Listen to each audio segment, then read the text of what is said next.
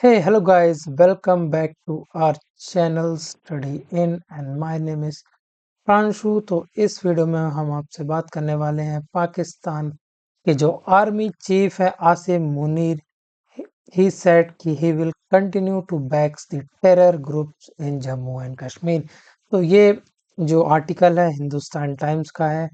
इस आर्टिकल में आप देख सकते हैं कि पाकिस्तान आर्मी के जो चीफ हैं उन्होंने रिसेंटली एक स्पीच दी है और एक ये काफ़ी प्रोवोकेटिव स्पीच है।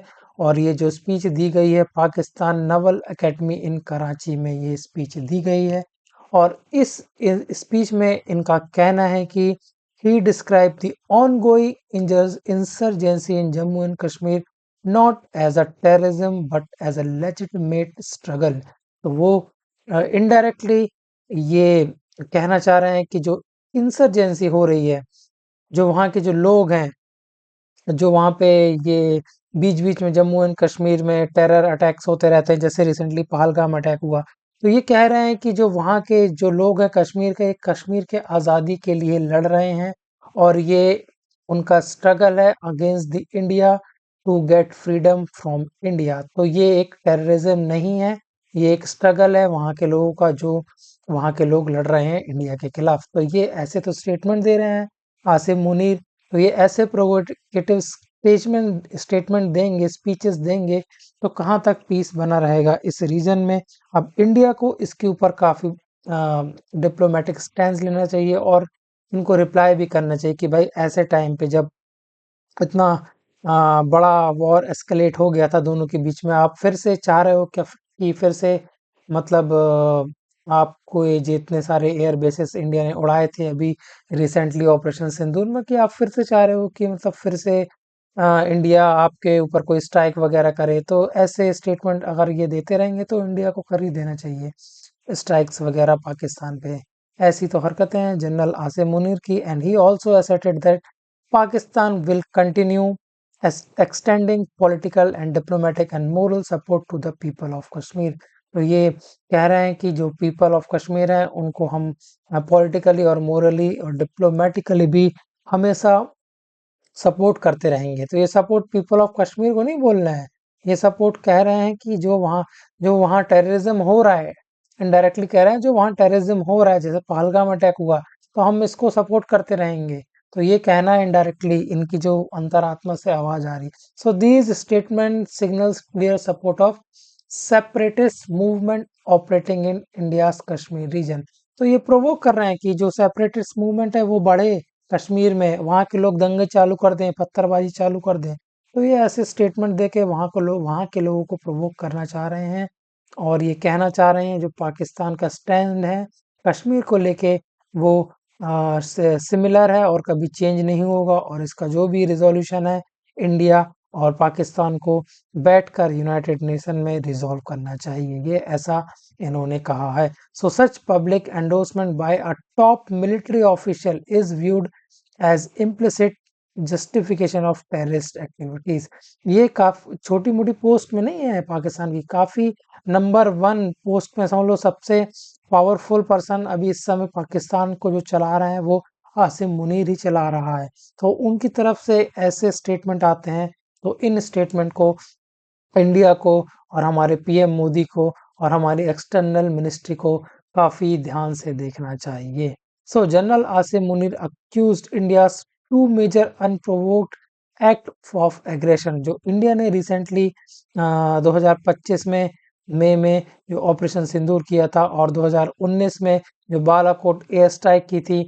सो इनका कहना है कि जो जनरल आसिम मुनीर का कहना है कि इंडिया ने हम पे दो अनप्रोवोक्ड एक्ट्स ऑफ एग्रेशन, मतलब बिना किसी गलती के, हाँ, हमारे ऊपर अटैक किया और ऐसी कंडीशन ला दी कि हमको भी रिटेलिएशन करना पड़ा। तो ये ऐसे ऐसा कह के वो मतलब अपने आप को बेगुनाह साबित करना चाहते कि भाई हमारी तरफ से कोई टेररिस्ट अटैक और हमारी तरफ से कोई टेररिज्म को कोई सपोर्ट नहीं है, कि हम ये सब नहीं करते।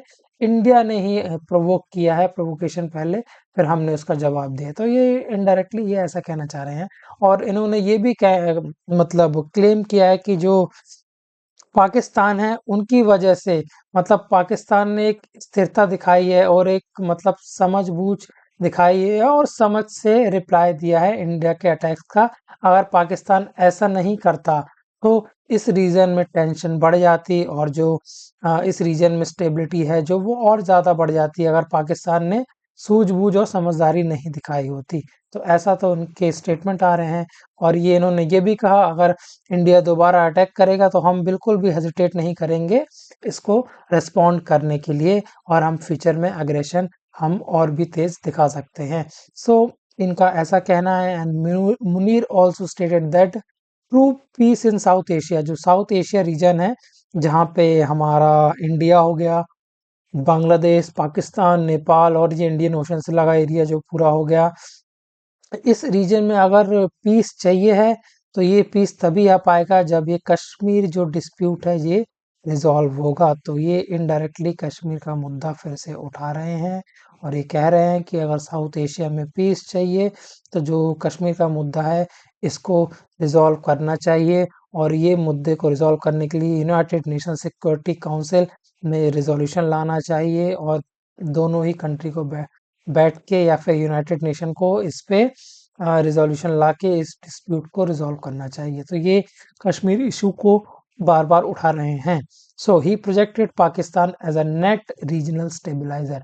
देख लो भाई कितनी हंसी की बात है, ये पाकिस्तान को कह रहे हैं कि ये एक as a net regional stabiliser है, मतलब साउथ एशिया में जो भी स्टेबिलिटी है वो किसके कारण है, पाकिस्तान के कारण है। जबकि इनको नहीं पता साउथ एशियन में जितने भी ये कांड हो रहे हैं, टेररिज्म हो रहा है, ये किसके कारण है, पाकिस्तान के ही कारण है। अगर पाकिस्तान अपनी हरकतों से बाज नहीं आएगा तो यहाँ पे अनस्टेबिलिटी हमेशा बनी रहेगी। अगर पाकिस्तान अच्छे से बाज आ जाए और इंडिया के साथ हाथ मिलाए और जितने सारे टेंशन है वो सारे बातचीत से सुलझाए और सबसे पहली बात टेररिज्म को सबसे पहले ये खत्म करे, उसके बाद इंडिया से बात करे, फिर देखो दोनों ही देश इंडिया और पाकिस्तान कितनी जल्दी ग्रो करेंगे। बट ये ऐसा होने नहीं वाला क्योंकि पाकिस्तान की मिलिट्री है वो जो अपना खाना खर्चा पानी जो भी कमाई इनकी हो रही है वो इन्हीं चीज़ों से हो रही है। ये टेररिज्म हो गया, यूएसए के पास जाके हाथ फैलाना, कभी चाइना के पास जाके हाथ फैलाना, तो वहाँ से पाकिस्तान का जो सरकार है, सरकार तो है नहीं, जो वहाँ की आर्मी है, जो आर्मी का जो पूरा सिस्टम चल रहा है वो यूएस चाइना और इस टेररिज्म से ही चल रहा है। वहाँ से काफ़ी कमाई होती है इनकी। आप ये फोटोज में देख सकते हैं कि जो पहलगाम अटैक हुआ था, पुलवामा अटैक हुआ था, तो इन अटैक्स के कारण ही इंडिया को ऑपरेशन सिंदूर करना पड़ा और इस एरिया में जितना भी अनस्टेबिलिटी बनी हुई है पाकिस्तान के कारण ही बनी हुई है। एंड अभी तक जो जनरल आसिम मुनी के जो कमेंट्स है, जो रिमार्क्स है, जो स्पीच दिया है, उसका इंडिया ने अभी तक कोई भी ऑफिशियली रिप्लाई नहीं दिया है, ना ही कोई रिस्पॉन्ड दिया है।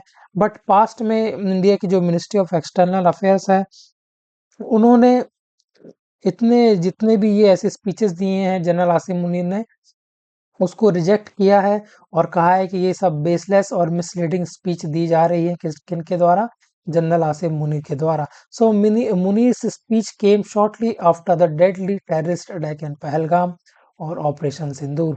तो ये जो स्पीच है ऐसे समय पे आई है जब अनस्टेबिलिटी बनी हुई है, रिसेंटली ऑपरेशन सिंदूर भी हुआ, पहलगाम अटैक भी हुआ, तो ये फिर से चाह रहे हैं कि अभी फिर से कोई ऑपरेशन सिंदूर जैसा कोई ऑपरेशन इंडिया इन पे चालू कर दे और ये जाके आईएमएफ के पास चले जाएं या यूएस या चाइना के पास जाके वहां से पैसे मांगे, वहां से मिलिट्री के लिए अपनी इक्विपमेंट्स मांगे और वहां पे अपना पैसे निकालें, कट निकालें। तो ये चाह रहे हैं फिर से ऐसा हो।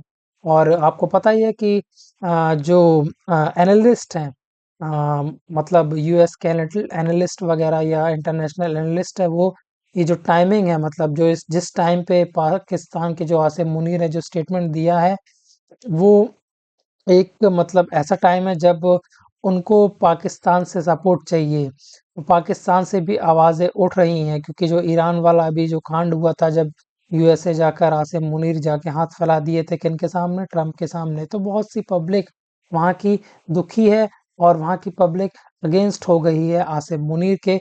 सो एक इंटरनेशनल क्रिटिसिज्म भी झेलना पड़ रहा है इनको क्योंकि ये हमेशा फेल हुए हैं to act against the terrorist outfits like the Jaish e Mohammed जैसे जो टेररिस्ट आउटफिट है वहाँ पे।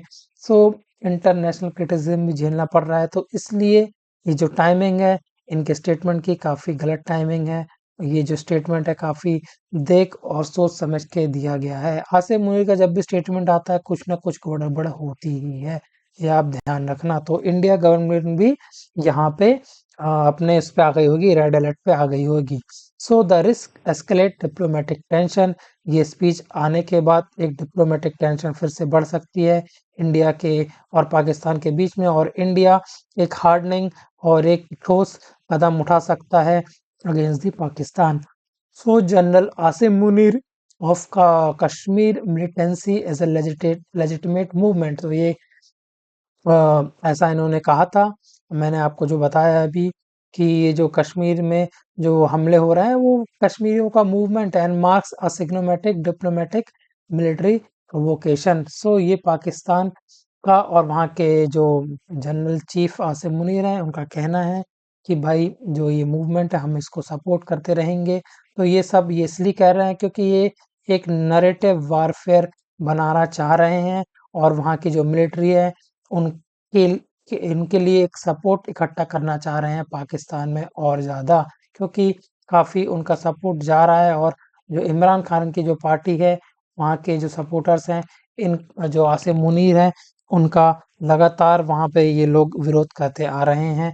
और ये जो ईरान वाला कांड हुआ है उसके कारण भी काफ़ी इनके खिलाफ नैरेटिव बन रहा है। तो ये एक नैरेटिव वॉरफेयर भी खेल रहे हैं ऐसी स्पीच देके, और ग्लोरीफाई कर रहे हैं कि जो एंटी इंडिया इंसर्जेंसी होती है और लाइन ऑफ कंट्रोल में टेररिस्ट आते हैं पाकिस्तान से ट्रेनिंग लेके, तो उनको ग्लोरीफाई कर रहे हैं और सपोर्ट कर रहे हैं। तो ये एक्सपोज करता है पाकिस्तान को ग्लोबल स्टेज पे ऐसे स्टेटमेंट आसिम मुनीर के। तो वैसे स्टेटमेंट पाकिस्तान के जो ऐसे जनरल चीफ दे रहे हैं, तो आप देख सकते हैं क्या उनका माइंडसेट है और क्या ये चाह रहे हैं। सो अब इंडिया है, इसके ऊपर एक डिप्लोमेटिकली और एक मिलिट्री रिस्पॉन्स तो देखने को नहीं मिलेगा, एक डिप्लोमेटिक रिस्पॉन्स देखने को मिल जाएगा। अब देखते हैं जो इंडिया की एक्सटर्नल मिनिस्ट्री है क्या रिस्पॉन्स करती है उनकी जो ये स्पीच है उसके ऊपर। तो दोस्तों यही था इस वीडियो में।